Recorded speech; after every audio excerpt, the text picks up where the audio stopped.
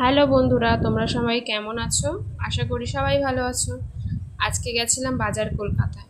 আর এখানে জামাগুলো দেখো কত সুন্দর সুন্দর। আর সত্যি কথা বলতে গেলে বাজার কলকাতায় অনেক নতুন নতুন কালেকশন এসছে, আর সব কটাই খুবই সুন্দর।